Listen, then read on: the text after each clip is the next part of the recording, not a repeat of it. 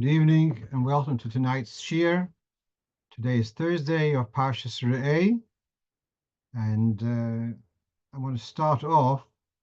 Whilst I was waiting for 8:30, I looked in today's Rambam, and it's talking about the various mumin, deformities or blemishes, which would disqualify a kohen. And in Perik Ches of Hilchos Beis Mikdash Halacha Zayin, it says if a person's nose is recessed, even if he cannot paint both eyes in once, he's called a Baal Mum. Now, this reminds me of what I heard from Reb Mendel Futterfass about that there was someone by the name of Reb Peretz Chaim. And Reb Peretz had the unique privilege to have seen the Alter Rebbe as a young child, and he lived to see the Frierdiker Rebbe in the crib, in the cot. So it's about 80. He was in his 80s when he passed away, and he saw 6 Rebbes. So when he was a young child, this Reb Peretz, he stayed in a home. Apparently he came from Germany and was hosted by a family somewhere in Russia, White Russia, and they were a wealthy family. And whenever the Alter Rebbe would pass through that town, he would stay in their house, in this house. And they had a room designated just for the Rebbe. So they had a room in the house just for the Rebbe. In this room, they also, however, kept the utensils for Pesach. So there were high shelves in this room, and there were large copper, as Mendel told me, the large copper pots on the shelves, on this high up shelf. And so Reb Peretz was 8 years old, 9 years or whatever. So he was curious to see the Alter Rebbe's hanhogas, Alter Rebbe's conduct inside the room. So he somehow managed to climb up and hide behind those pots on the shelf. And he was able to observe the Alter Rebbe. And he said a few things. Number one, the Alter Rebbe was not necessarily tall, but broad-shouldered. He had like a bulge on the back of his head, like a level bread, like a loaf of bread.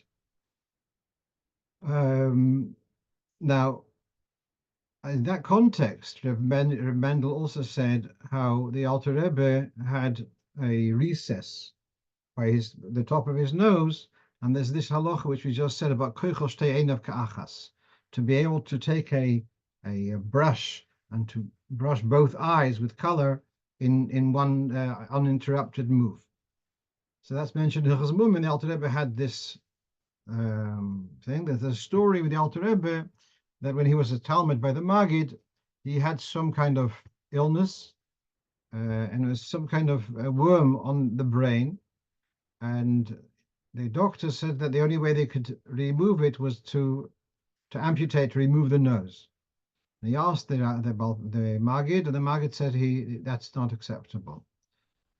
So then they came up with an alternative that they will be able to remove the bone inside the nose. In that way, they will be able to get to the brain to be able to remove this worm, and that was successful. So the Alter Rebbe was the Lashon Koichel Shtei Einav Ka'achas, and when the portrait of the Alter Rebbe became available, this was one of the ways of confirming that it was genuine, because somehow you could recognize this feature on the picture. What we have is obviously a picture of a picture. Apparently, in the original, it was very noticeable.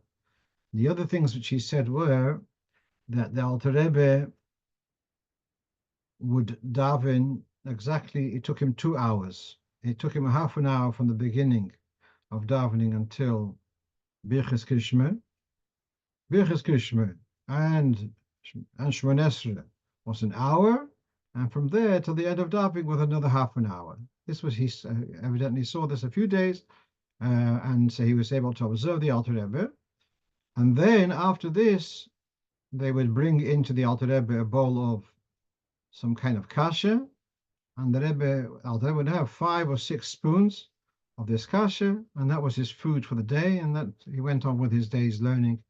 So Reb Mendel was very close to Reb Meir Simcha Chaim in Neville.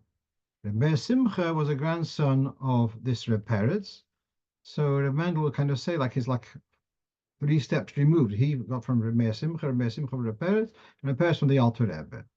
All right, just reminded me of this just from today's Rambam. Right, let's go into the list of points which we have for today. And this is behemshech to our discussion about when we had about around Tisha B'Av, where it says it's not our custom to sleep on the floor. And I raised the point that possibly not just on Tisha B'Av, there's a general objection to sleeping on the floor. And there's a Gemara in Broches which says, "Al kol mishkav tishkav v'al tishkav ala karaka." Broches of Samach Beis on his Beis. So there were a few Rabbi last Friday, Rabbi Avram Kievman from Liverpool sent me that from the Rambam, which we were learning on Gimel Prochim L'Yoim last Friday. It says that the Kohanim would sleep al ha'aretz. So this, as you can see in Perek Ches halacha Zayin, it talks about the Kohanim not sleeping in their uniforms, which were allocated from the haMikdosh, from the haMikdosh, wardrobe. And when it came to go to sleep, belovshim bigdei atzmo, they would put on their own clothes, v'yeshenim al ha'aretz, and they would sleep on the floor. And the Rambam adds, kederech kol shemrei chatzeres hamalochim, as would be the practice of sentries on royal courts, shlo yishnu al mitos, they wouldn't sleep on beds. Okay, so Rabbi Kievman pointed out that here you see that the Kohanim would sleep on the floor. So now the source of this halacha, this fact, is in the Mishnah in Tomid and in Midas. The same Mishnah appears in Mishnah's Tomid, Perek Aleph, and in Midas, also Perek Aleph. And it talks about the Beis HaMoiked, which was a large chamber on the north side of the courtyard. And it says it had mukaf roivdin shel even. It was large slabs of stone. It was like amphitheater style, perhaps. Ve'zikni bisav yeshenim sham. The elders of the family who were on duty that day, they would sleep on these raised slabs. They were keeping the keys to the courtyard. The young Kohanim, ish kistoi ba'aretz. Each one, now the way it's in the Rambam's version, it's ish kesusoi ba'aretz. Each one had his garment on the ground, which would mean he slept in his own clothes on the floor. Tosfos in Avodah Zarah reads the word not kesusoi, but kistoi. And we have the word kar and keses. And the Tosfos in Avodah Zarah, Daf Samech Hey, is discussing this. The two words which seem to be, people mix them up, of kar and keses, both meaning some kind of cushion. And Tosfos insists that keses is the cushion and kar is the mattress. And some people go, he says, some mix it up. And meanwhile, Tosfos does refer to this Mishnah of ish kistoi ba'aretz. So Tosfos is obviously reading that the word kistoi does not mean not kesusoi, but kistoi as in his cushion. And so he would have his cushion on the floor. Now, so we have here two ways of reading this Mishnah, and curiously, the Rambam has read the word kesusoi, And then he's skipped that word of kasos altogether. He could have said Yeshenim al ha'oretz big. Well, he said big day atzmon. This is how the Rambam is on him shut. V'leivshim big day atzmon, and that's pshat ish kasusoi. Ba'oretz is stepped to the ground wearing their clothes. Whereas if it's the word it's read kistoi, that means they would put down some kind of mattress of sort, some kind of cushion between themselves and the ground. What we do see is that Rambam sees this as possibly as part of the kovod of the Beis haMikdosh. The fact that the sentries sleep on the ground rather than shelo yishnu ala mitos. There's another Girsa in Rambam, v'lo yishnu ala mitos. So really sleeping in a comfortable bed would be not respectful. So you come to sleep here, you come to be on guard. Okay, so you're taking turns, but to sleep on a comfortable bed wouldn't be appropriate. So what we're seeing is that, yes, the Rambam says Yoshenim ala oretz, but there are those who would say that it's they slept with some kind of cushion, some kind of mattress. And you can see here the Tiferes Yisrael, in that Mishnah, he says, when they went to sleep, they put their own garment on the floor rather than using the big day kahuna to use as a mattress. That would not be acceptable for two reasons: whether it's be correct to use something which is holy for mundane, for an indulgence, also because they were included shatnez. The Gemara talks about this in that Gemara in Avodah Zarah, that the big day kahuna included shatnez, and therefore they wouldn't be allowed to sleep on them because they're not allowed to sleep on shatnez. All right, so that's the Rambam vis-a-vis the way it is in the Mishnah. So there's two ways of reading this. And now about the not sleeping on the floor, not sitting on the floor. So here you have there's a well-known thing about not, even when Tisha B'Av or not to sit mamish on the floor. So the source for this, you can see here, the Sha'arei Tshuva quotes from the Birkei Yosef, from the Chidor, and he says that one should have an interruption. This is in Tov Kuf Nun Beis.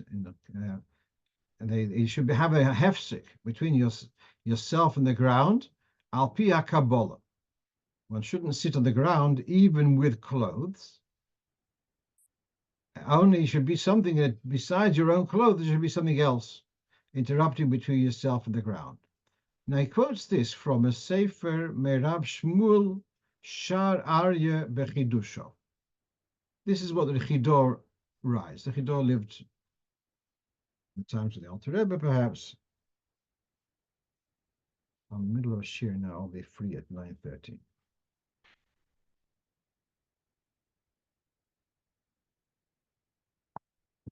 What's curious is I could not find this Sefer Shar Aryeh, and so I'm intrigued what is the Kabbalah reason for having an interruption. And then he brings from the Maril, who seems to be not so worried about this.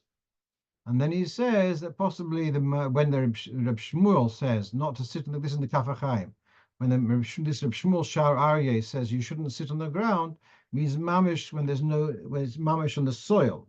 But if it's got a stone floor, that's not a problem.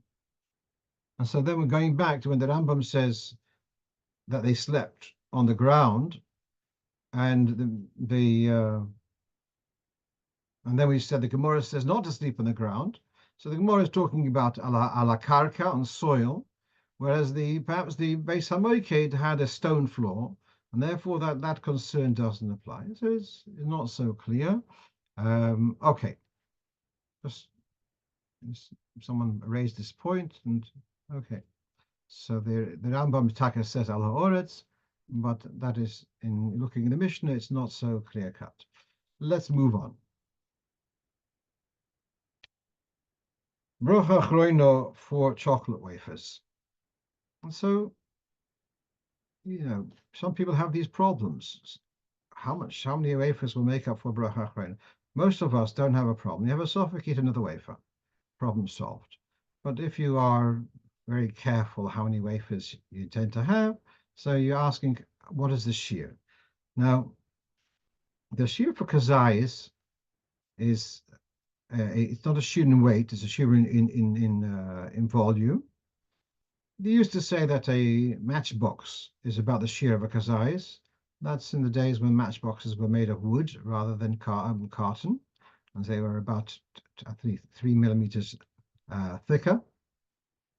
Okay, so 3-4 wafers will be for sure more than that kind of kazayis. The question is, though, what about the fact that a significant part of the mass of the wafer is actually not wafer, but it's chocolate? Now, I emphasize the difference between weight and mass because the wafer is a very lightweight type of bread, but that's not a problem. The pores inside the wafer are also mitzaref to the shiur. That's the Mishnah in Uksin, and in Shulchan Aruch and Simatov Pevov. That is sponge cake. You don't have to squeeze the air out of it. You can be meshair as it is. If it's something like an air kichel, which has got large pockets of air, that's a different story. But if it's a regular, even as it says pas sufgonis, so then mishta'eres k'mois shehi. Okay, fine. But the question is, can you combine also the chocolate layers, which are between this, let's say there's 5 layers of wafer and 4 layers of cream in between. Do they combine to the shiur kazayis? Before we get to that, we have another question, which I've perhaps discussed in the past, and that is, any cake has got, in addition to flour, it's got in it sugar, and it may have some other ingredients. Do those ingredients, if you have only mamash kazayis of the cake, now 25% or 30% of that kazayis is not even flour. Does that make any difference? So here we have from the Alter Rebbe's Seder Birchas Hanen, where he says that we have this Gemara in Brochos, which says that the dogon, the grain, is always considered the ikar, even if the majority of that mass is honey or other ingredients, and it's only a minority is grain, flour. It doesn't matter, and even if you say it's really more sweet than a food for to give you nourishment, etc., to fulfill you, still the grain remains the dominant feature. To quote the Lashon Gemara, "Salkadaita chamino duv she'ikel, kamash balon kim she'ikel."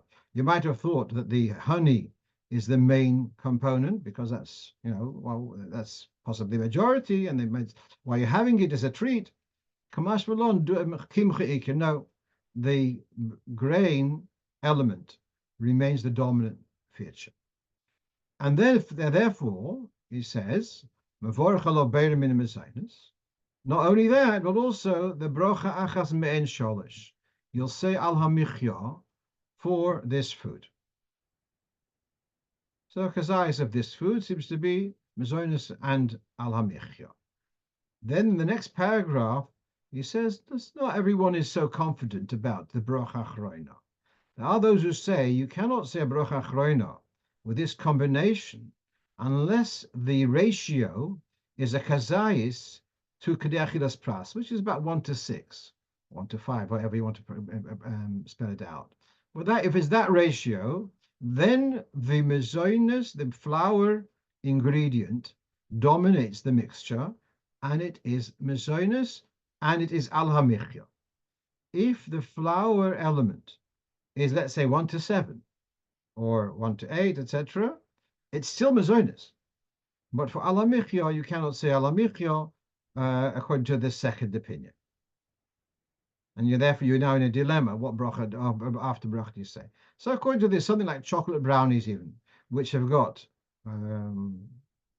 let's say, half of it is flour, even if it's a third is flour, it's mezonos and al hamichya without a problem. Right, now that is so far when the sugar, etc., is mixed into the dough. But what happens if it is something like cheesecake or strudel, where the other element is very recognizable? It's not mixed in. It's like there's a pocket which has got, I don't know, mashed apples, whatever it may be, to make it into a strudel. So there's the pastry on the outside, and then you've got the filling. Does that make up your shiur or not? And the same thing would be in the case of the wafers, because they're not, well, they're baked as wafers, and then they somehow put the cream, and then they cut them to size, etc. Or for that matter, if you had a chocolate coated wafer, so the chocolate on the outside, it's not an indigenous part of the dough. So do those other elements make up the shiur? And here, Reb Shlomo Zalman in Minchas Shlomo, he questions that. Now he does refer to the Mishnah Berurah, and on the Mishnah Berurah you can see on the left of the screen where the Mishnah Berurah in Siman Ches Sifkotan Mem Gimel, he's taking the view that you'd have to, in order to make halamichya, you'd have to have enough of that pastry that you had actually a kazayis of grain.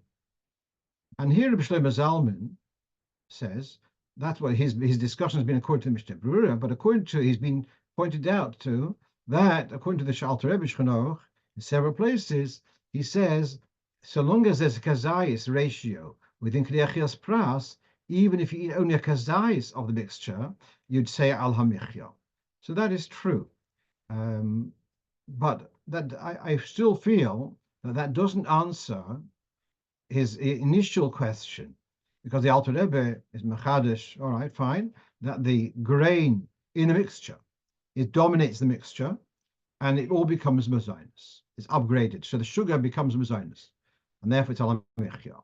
But what about the filling? Yes, it's true, you don't make a separate brocha on the filling of the strudel, but because it's so noticeable as a separate element, does it become mazonos to the point that you can make an al hamichya on a piece of strudel, including the fill? I don't think that's clear from the Alter Rebbe, and so that still remains an unclear point. Now, one last point before we finish off with this is that there is a shtickle problem here, that in Perik Gimel, this is where you're seeing the Alter Rebbe says if there's a kazayis, if there's a ratio of 1/6 of this food is a grain, then it's al hamichya.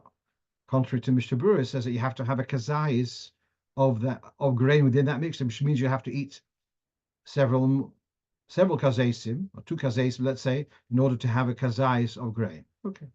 In Perik Ches, in Berchos Hanen, the Alter Rebbe seems to be saying similar to what the Mishnah Berurah says, that there is a reason to say that you'd have to have a kazayis of the actual grain and not a kazayis of the food which has 1/6 of it is grain. It's at first I used to think that it used to be that is a contradiction, but later I came to the recognition that there is talking about a different type of mixture. So again, here in Perik Gimel, the Alter Rebbe is talking about a combination of flour and honey. In Perik Ches, it's talking about a mixture of kemach dogon and kemach kitnios, flour of grain and flour from beans, let's say. So you've got 2 flours, and they are now blended into one mixture. Here, although I've quoted a Gemara, you might have thought that the dvash, the duvshe kamash malon, kimche that the main thing. That's true. When there is should we say, a struggle between honey and flour, so the Gemara says flour dominates. Right? That doesn't necessarily mean that there's a flour and another type of flour, that the flour which is a chameshes minidogon dominates the other flour. It's a different type of struggle. This is a struggle of 2 totally different flavors, different, this is a sweetener and this is a carb. So those things, we're going to say the carb is the main thing. But when you've got carb and carb, you've got this flour and that flour, it's not evident that we don't have a raya from the Gemara that the chameshes minadogon are more sacred, that they should dominate the others.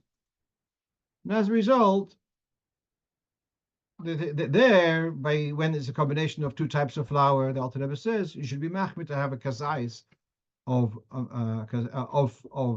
dogon, and otherwise if you don't have a kazais of dogon, the kemach of the kidneys of the pulses may not make up the shiur. So I don't see it as a contradiction.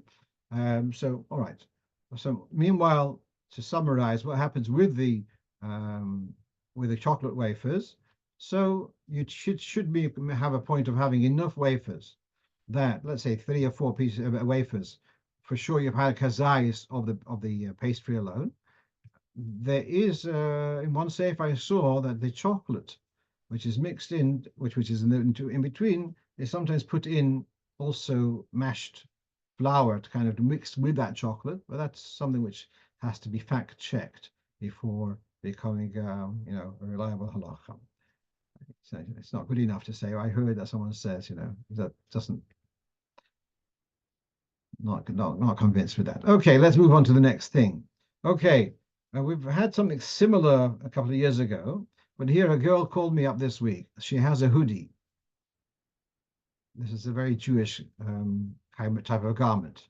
Hoodie, so she has this hoodie sweater, and it's got on it written a logo of some sort. I think she said fear God or something like that. It's written G-O-D. And she's asking, is it okay to wear this garment, this hoodie? So we've got here 2 questions. Number 1, is G-O-D written on something? Is that sacred? And number 2, if it is sacred, does it mean that therefore you can't use the garment? These are 2 separate questions. So let's deal with first the holiness of Hashem's name written in other languages. So here we have in the Alter Rebbe's Shulchan Aruch, and he talks about Shemes HaMiyuchodim, names which are clearly attributed and indicating you're talking about Hashem, and they are the 7 names. In other words, you have names which refer to Hashem as the merciful. Well, Rachum can also be a person, as a parent, can also be merciful. So that's not Miyuchodim. But the names of Yudke Vavke, Shin Dalad Yud, Tzvois, etc., these are named Hashem as Miyuchodim. And so we're not allowed to mention them, even Beloshin Chayil, which means even in a other language. So he goes into detail. A name which Hashem is known, people refer to a God in that way. So he says the word God, Gott in Ashkenaz in German, Boga in Polish and Russian. And in other places, I think the Kitzur Shulchan Aruch mentions also Dios, Dioso in Dieu in French, or Dios in Spanish. So to say that not in the context of a prayer would be saying Hashem's name in vain. Now, here's the interesting point. He says, although this name does not have kedusha in the way it's written, and you're allowed to erase it, but it is still disgraceful if you mention it in an impure place. And that's the context here in Hilchos Krishma, talking about saying holy things in an impure place. And he says also, if it comes to making an oath and so it would be cursing someone, so it would have validity there. But he says not to mention it in vain. And I do try to impress upon Talmidos. Sometimes I hear them saying, oh my God, really? You're not davening now, so don't use the word God. Find another word. Okay. But here it does say that there's no kedusha in this written word. He says you're allowed to erase it. However, we all know that in any Haredi newspaper, when it comes to Hashem's name, G-D, it's written G-D, not G-O-D. And this in the Shulchan Menachem, which is a compilation of Rebbe's letters and halacha. So it has here Nohagnu Kan, it's one of 3 or 4 quotes there, that we've established here a practice of writing G-D with missing out a letter. And it refers to the Shulchan Aruch, which is which we just read. Fascinating that you've got to hear the Alter Rebbe says, Ein by Kedusha in the written form, and you're allowed to erase it. And then you see the Rebbe says, no, we don't write God because of what is going to get disgraced. So in a Siddur, when they translate it, it does have God, because that's a Siddur. Like you've got Hashem's name in the Hebrew, you've got Hashem's name written in the English. But if it's a piece of literature, which will probably end up in the waste bin, so then we, out of respect for Hashem's name, we write G-D. They shouldn't go to disgrace. And in the notes in the Shulchan Nachem, there's a reference here to Stei Chemed, that encyclopedia, where he says, it brings from a Sefer Pesach Advir and Lekar HaKemach, who are machmir. So the heter in the inside of the Alter Rebbe Shulchan Aruch, the Unati race, is from the Shach, and there are several poskim who oppose this, disagree with the Shach and machmir. So it's very interesting that something which the Alter Rebbe had paskin in Shulchan Aruch that is okay, and yet we don't follow that heter, and we do write G-D out of respect to Hashem's name. And it's not an easy, it's not without a price, because when you're writing something, and people have this problem, if they publish a book and they want to reach a broader readership who are not familiar with Haredish practices, they find, what's this G-D? I remember one fellow, he came, he had come to some kind of Shabbaton or something. Who's this Hashem? They're talking about Hashem the whole time. He didn't know who Hashem is. And so some people asked, who's G-D? And so it is confusing. And yet there's an insistence, we write in publications G-D, because of, out of sensitivity to Kedushas Hashem. So now, God, we're going to take the stricter view that it is also to disgrace it. Yeah. So coming back to this young lady with the hoodie, to walk with that hoodie into, let's say, to the bathroom, that would be a problem. We've discussed this in the past. If someone has a piece of jewelry which has got Yud Kei Vav Kei or Shin Dal and Yud, can you go into the bathroom wearing that piece of jewelry, and you have to hide it each time? So that's certainly an issue, and therefore it's not practical and not advisable. Then there's one step further. Does the presence, an inscription of Hashem's name on an article, somehow make that article sacred?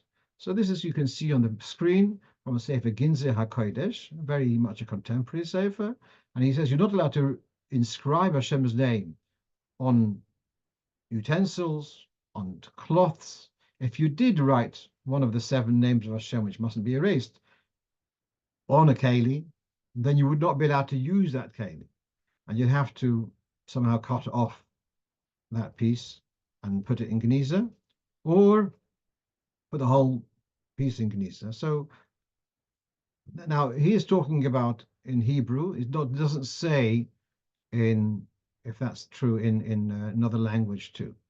So that goes back to what we saw before. Is there a Kedusha in Hashem's name written in English, God?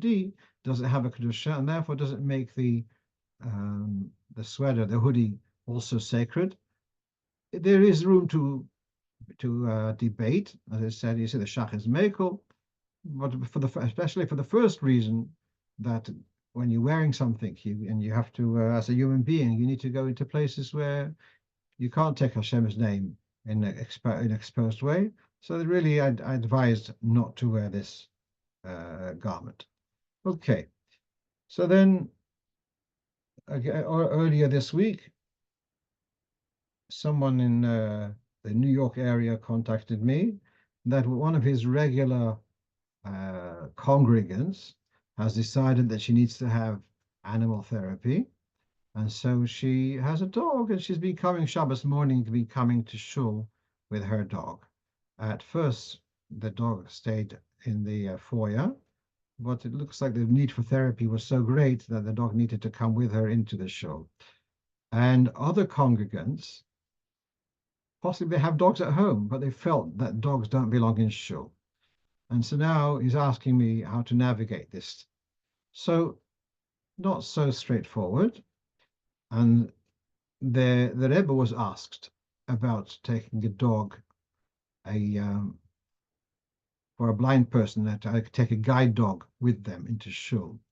So he refers to, in this letter, to the Torah Shlema. That's written by a contemporary, Rav Menachem Kasher, brilliant man, encyclopedia on Torah. So he had written that you're not allowed to bring a dog into the shul, and he did not, the Rebbe says, but he did not bring a proof to his words. And the Rebbe gives a couple of references to this, and then he gives a reference. I think this is not that common that the Rebbe should refer to Igros Moshe. I don't know how often you'll see in the Rebbe's letters a reference to Igros Moshe, but meanwhile he refers to Igros Moshe, to Reb Moshe Feinstein, who says that bringing a dog into shul is not worse than bringing a donkey into shul, and he brings a proof that source that it's okay. So here the Rebbe had challenged Rav Kasher that he did not bring a proof to his objection to bringing dogs into the shul. And then Rav Kasher apparently got wind of this, probably it was referred to him, and he wrote to the Rebbe and bringing various proofs, and the Rebbe responds to those various proofs. And one of the things he brings, I didn't bring the whole letter, there is a mention about the fire which was on the Mizbeach, and at some stage it was revutza ka'ari, it was crouched like a lion, and then it says at another stage in history of the Beis haMikdosh, it was crouched like a dog. So the Rebbe brings, but having said all that, that's talking about a blind person who needs to have a guide dog, and I think most of us would be sympathetic to that kind of need. Here we're talking about a personal, well, it does need therapy, could be, but we certainly have to also take in consideration. I told him to object on halachic grounds, not necessarily, but you can say that there are other people who feel uncomfortable, and you'd have to be sensitive to the other people, and therefore leave your dog in the foyer, etc. Someone is asking, could the sleeve not just be rolled up so that the GOD should be covered? That would possibly be an eitzah. I should say it would be possibly an eitzah because you're talking about bizoyon, and let's say if it's covered, it may not be considered kiss b'toich kiss, but the fact that it's covered is enough to take away the element of bizoyon.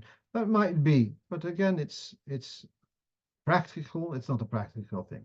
You wear a garment, and every time to remember to have to roll it up. And I don't know what experience you have, Rabbi Singer, with wearing hoodies, but I don't know how easy it is to roll up the sleeve. They have usually elasticated, at the bottom of the sleeve, just near the wrist. So probably not so simple to roll them back. Okay. Right. And also there's another element is when people will see in this and will learn that this is okay, it isn't okay. It's something actually which should be discouraged. Right. Okay. Now we get to something more exciting than hoodies and dogs. Okay.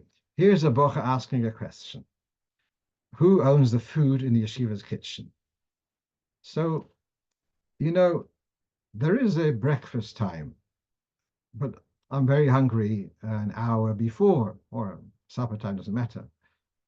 The cholent is meant to be served Shabbos afternoon by a Shabbos meal. And it's, a mamash, I need the koiches for davening. I need to have some cholent to be able to daven. And it's my cholent in any case, but I'm going to get it earlier or later. So this is his question, kind of. The food is designated for the boys in any case. So why should it be a problem if they take it at the wrong time? So as far as I remember, there is somewhere in Igros Moshe talks about this very question, but I couldn't find it. I looked and couldn't find it. But Rav Vosner was asked this question. And so here you have in Shuvas Shevet HaLevi, where it says the following. We asked about bochurim taking from the yeshiva kitchen without reshus, and even if the kitchen is locked, and the argument is that the bochurim are shutfim, they are partners in the funds of the yeshiva. Or perhaps no, perhaps the Brocho Yeshiva is called the owner. And he says, "Ve'enei poshut ma'oid," that this is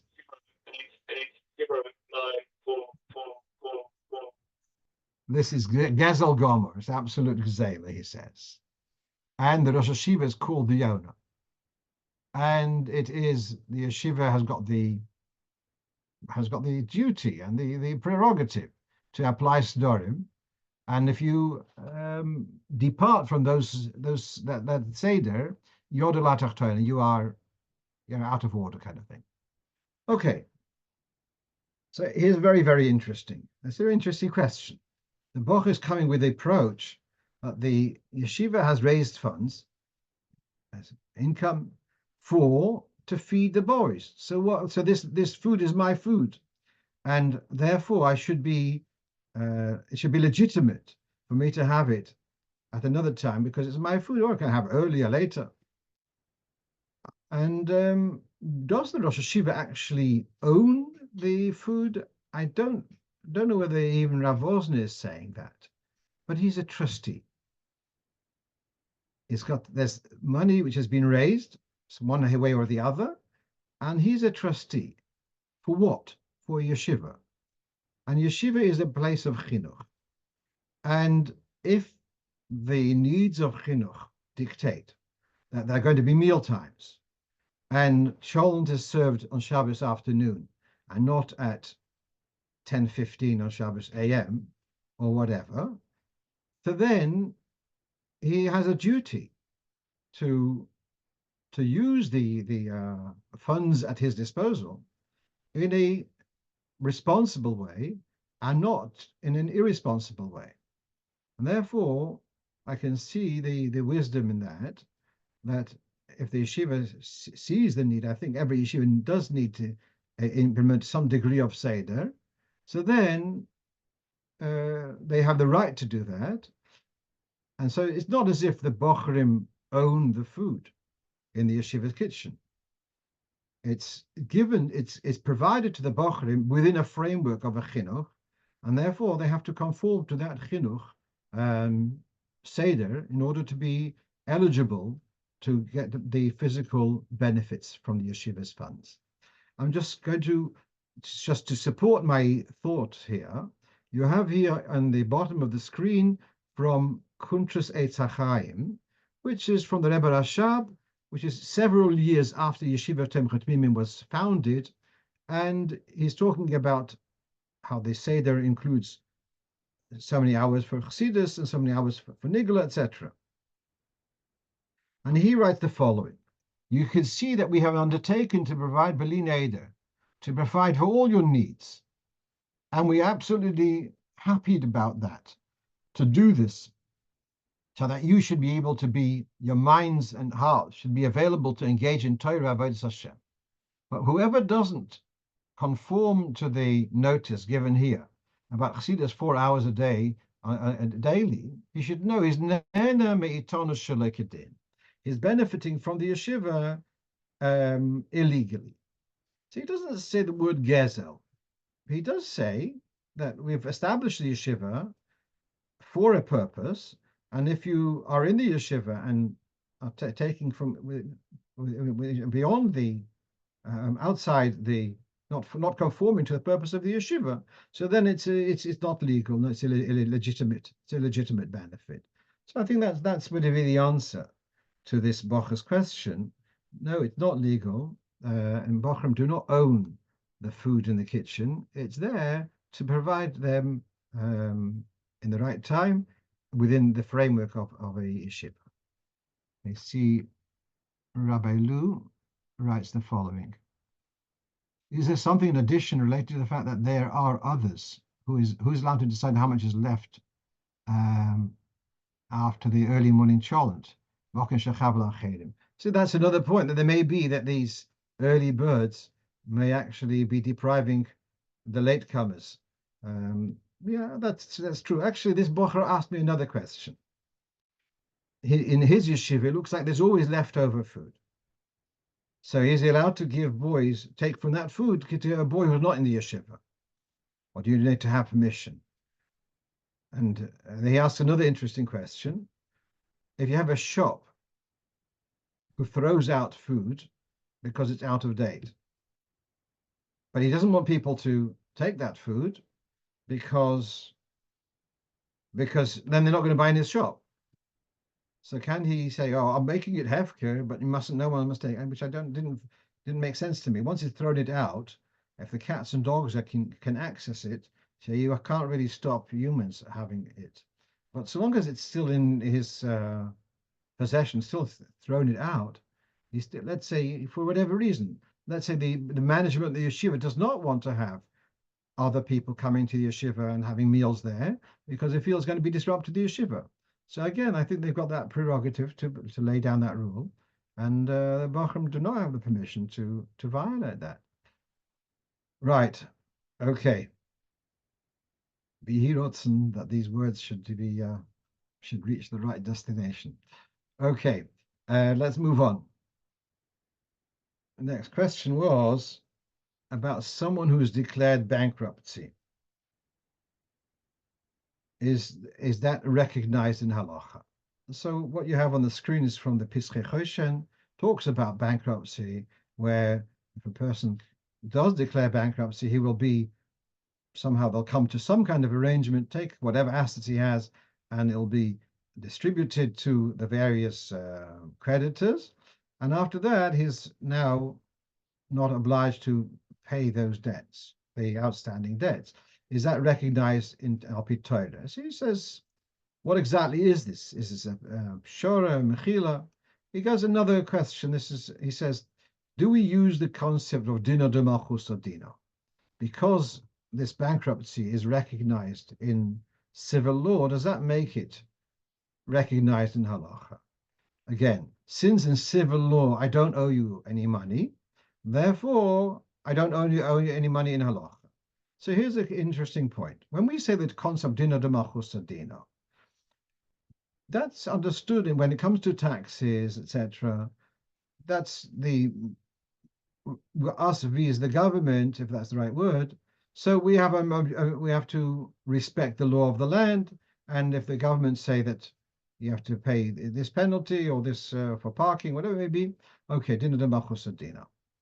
But when the government have said, well, when you have an internal dispute or whatever, an arrangement with someone of, and to say, well, the law of the land is that between you and you do owe money, you don't owe money.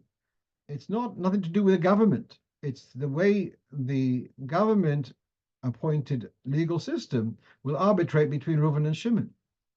Who says that the concept of dina dmalchutא dina applies when there is a dispute, a monetary dispute between one yid and his neighbor? I mean, let me give a different example. If my next door neighbor who's Jewish wants to build an extension, and in civil law is allowed, does that mean that the halacha I cannot have any claim against him? If let's say, I don't think the halachas are that strict at all. But let's say in halacha he wouldn't be allowed to. In civil law he is allowed to. Would that be recognized to say, oh, he's allowed because of dina dmalchutא? So that's the question. Finally, he says, what would happen if the lender, the creditor, recognizes that the borrower had managed to pull a fast one on the legal system, and he managed to declare bankruptcy, but really he still has assets, but he's managed to somehow keep those assets and declare bankruptcy. So he says it's not bochur to be mochel. The fact that you managed to work the system to acquit yourself from debts in a civil law, that doesn't mean you don't owe me the money. If in other words, if your bankruptcy isn't a genuine one, This is also not so clear, this whole story, because if it's in businesses, let's come back to the other side of it. When it comes to businesses, you could say that businesses work with idea of a limited company and limited liabilities. That's how businesses work. And therefore, when I do business with another company, another person, if it's purely in business, you could say, well, business terms include following the laws of bankruptcy, and therefore I'm potter. If it's a private arrangement rather than a business kind of arrangement, it seems to be harder to recognize that a bankruptcy should be a reason for total acquittal. Okay, let's move on. Now, here's a question about blowing shofar for a. So here's the story. If you go to you go to someone and you want to help them do a mitzvah, and they need to say a brocha. So we're all used to on mitzvah tefillin, you put on tefillin with them, say Baruch, Baruch, Ato, Ato. What comes to Hashem's name? Do you say Adoi, Adoi, and now say Noi, and says now say Noi? So, but really, the halacha is that you could say with the person Hashem's name in the bracha. You could say Baruch, Ato, Hashem's name. The way it is, you can say with them the bracha word for word. This is in the Alter Rebbe's Shulchan Aruch in Siman Tov Pei Daled in Hilchos Pesach, talking about going to homes to help them make a seder.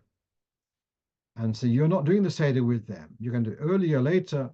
If they don't know how to bench after the meal, so you can recite with them the whole Brachas HaMazon word for word. It's not called a bracha in vain, because they are saying word for word after you. That would be like a teacher teaching a child, training a child to say a bracha after eating. So there's a difference. With a child, you could teach them in school, you can teach them brachas, and even though they're not eating now, that's okay, because that's with a child. With an adult, you could not teach them brachas, not live, so to speak, but when in live, in session, when they have just are about to eat or they've just eaten, with benching, etc., you're allowed to say the word and the bracha word for word with them. That's okay. And by the same token, when you're going mitzvah lulav, mitzvah shofar, mitzvah tefillin, you can say the bracha with your client word for word with Hashem's name and all. The question which I have here is, my dilemma is, when it comes to mitzvahs which a woman doesn't have a chiyuv, as in shofar, as in lulav, as in sukkah, so would these same rules apply? That like you're allowed to teach a bracha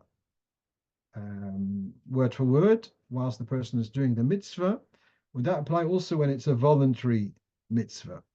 I'm not sure whether it's got to do with arvus or Torah, or perhaps you say the other way around. Since they are allowed to say a bracha, I'm allowed to teach them the bracha. According to Minhag Ashkenaz, a woman's allowed to say a bracha, so I'm allowed to teach them the bracha. So it's more theoretical. In most cases, a woman has a little bit of knowledge, will know how to say the beginning part of a bracha, from benching lich, whatever, and then you just say Baruch Ato and continue, and then you'd say, they would say it till Hamelach HaOlam, and then you'd say with them word for word, Finally, here's like an interesting thing that about the cutting of the corner off a blanket. So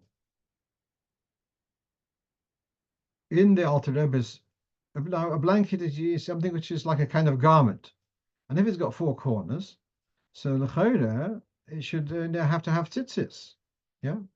So here we have the Alter Rebbe Yud Ches, I believe. He says cushions and sheets, even though you sometimes sleep with them during the daytime, that doesn't make it into a daytime garment, because it's basically a nighttime garment. Well, that's according to Tosfos, who says it goes according to the designation of the garment, a night garment or day garment. But according to the Rambam, who says if you wear a night garment, a four-cornered night garment by day, you do need to put on tzitzis. So then you should be really putting on tzitzis on your sheets, because you sleep with them in the morning as you know, if you don't get up necessarily at dawn. And despite that, the minhag is not to put in tzitzis, whether on sheets, not whether they are sheets or blankets, whether they are wool or linen. And the reason is because some say that a blanket is not a garment. A garment you wear on your body.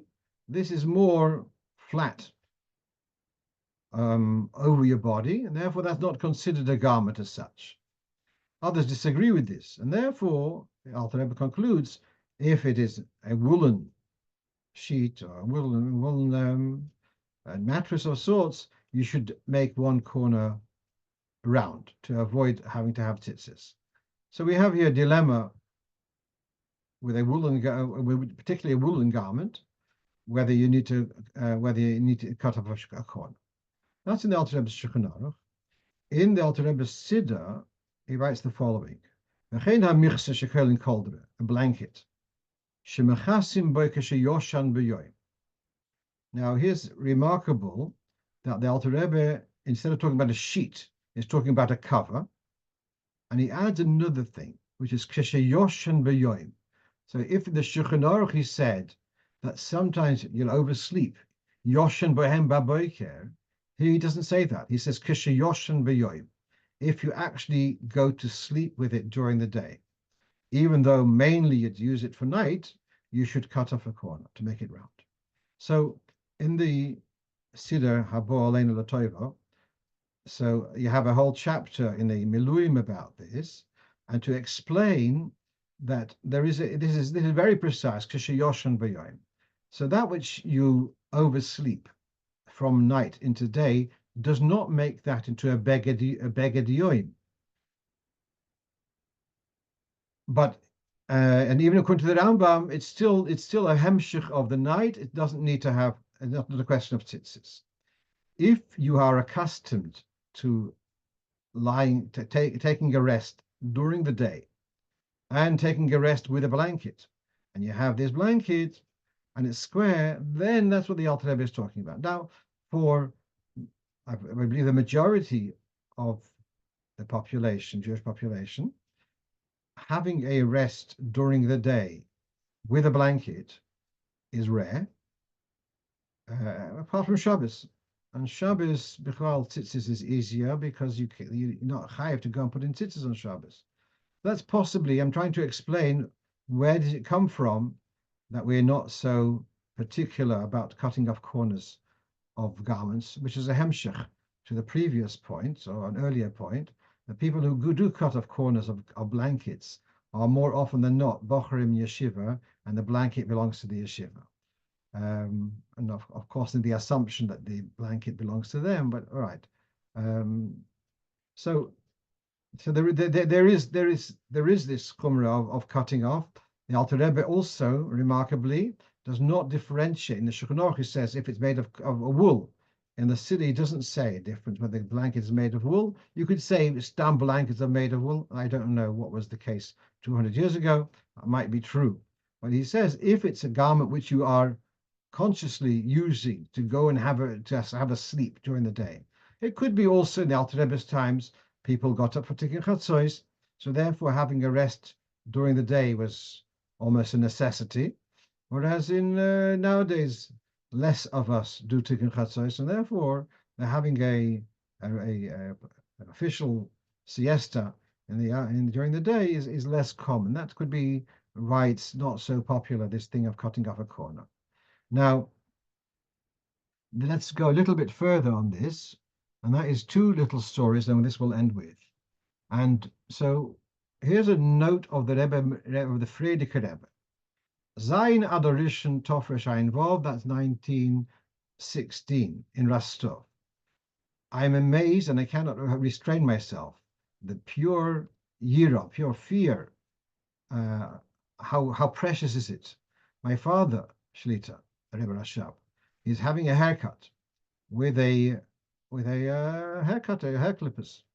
And sometimes when I give him a haircut with a machine, I noticed that this sheet which I gave him to wrap around, not to get soiled with the hairs which fall, before he puts on this sheet, he cuts off the corner of the sheet and he made it round. And our intention was obvious. It shouldn't be a garment with four corners, and thus be chayav tzitzis. And now I understand also my question when he comes to the hotel, he doesn't use their kolderes, their blankets, and even if they're very very clean and pure, he doesn't like to use their blankets because, as in other words, a concern about four corners, which is very very interesting because it's not your garment. If it belongs to the hotel, it's not yours. So therefore, why should you have to put in tzitzis in any case? A borrowed garment doesn't need to have tzitzis. Right. So that's something which I shared with also this program. I did it yesterday in Hebrew, and Rabbi Glassman of Riga sent me the following, just now published in a journal called Ginzayo. So in issue 17, just now published in Tammuz, has the following story. It's from the memoirs of Reb Itche Goldin, who was a manager of the Yeshiva during the time of the Frierdiker Rebbe. And he says, one time the Frierdiker Rebbe said, we were in Chutz La'aretz, in other words, we were abroad, and I took out from the suitcase, I took up some sheets to prepare the beds to be able to have a rest. And my father, the Rebbe Rashab, says, we have to cut off a corner. We have to ask permission by the Akeres Abayis. I think that's one of his holy expression. So I answer, says the Rebbe Rayatz, he says, Baruch Hashem, this I've managed to achieve, that such issues I don't need to ask. In other words, he doesn't need to ask his wife permission to cut off the corners of the sheets. And the Rebbe says, sehr good, and didn't say any further. Whether he did cut off the corner or not, the Rebbe didn't tell over. But what we're seeing here is the Rebbe Rashab was particular, and it was talking about sheets even, yeah, but it was not talking about wool dafka. All right, the Rebbe Rashab, we know he had his extreme Hidurim. Just finish off with one more similar story.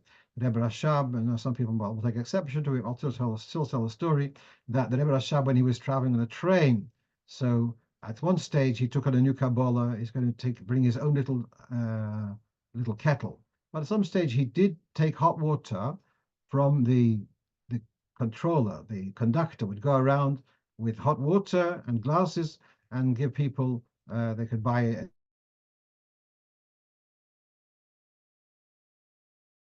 a drink of hot water. So Rebbe Rashab threw the glass, he threw it out of the window of the train. And someone asked him, because he said, if I had brought the glass, so then it would mean I have to tovel it. I can't drink without toveling. So therefore, I threw it out of the window to confirm that I didn't buy the glass. I only bought the drink and I don't need the glass. Okay, so also not a hero l'rabim. You might get arrested for doing that kind of thing today. I wish you all a good Shabbos and inspiring Shabbos mevorchim Elul, and we should be zoche to see Geula ha'amitis v'ashlema with the sin of Mashiach tzidkeinu b'meir v'yameinu mamash. Thank you.